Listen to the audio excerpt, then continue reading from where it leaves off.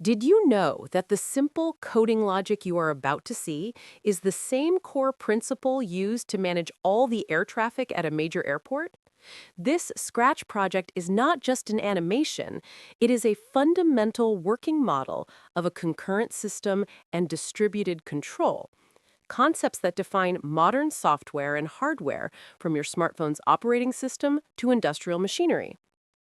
The system's robust design begins with absolute adherence to modular design. This is where the engineering principle of separation of concerns is strictly enforced. The fixed structure, the pole and circular apertures, is a static image on the backdrop, rendering it immune to code errors or movement. Conversely, the three active light elements are independent indicator sprites. This yields a highly cohesive architecture. Each sprite is a self-contained module dedicated only to controlling its own visibility, ensuring low coupling. The scripts never communicate directly. How can a computer do three things at once? The answer is concurrency. The project uses parallel execution, where the when green flag clicked event launches three concurrent threads of execution, one for each indicator's forever loop. The animation's seamless appearance is entirely managed by an implicit component called the scheduler within the Scratch runtime. The wait n seconds block acts as a yield command, serving as the crucial interface with the scheduler. When a script executes a wait, it voluntarily pauses and relinquishes control, allowing the scheduler to instantly switch context and advance another script. This rapid switching creates the illusion of simultaneous parallel operation.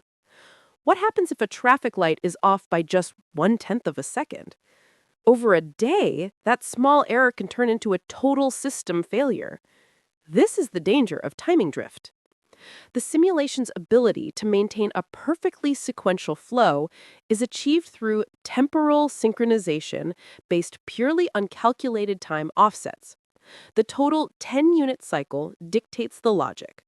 The yellow indicator script requires an initial wait 3 units delay to align with the end of the red phase, and the green indicator script requires a wait 4 units delay to align with the completion of the red and yellow phases.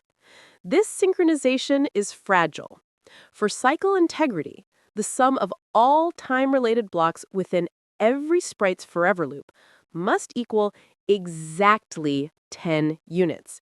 Any mathematical deviation in the timing leads to timing drift, a critical error where the signals gradually fall out of sequence, potentially causing the system to flash conflicting signals, a race condition. This simple rule demonstrates why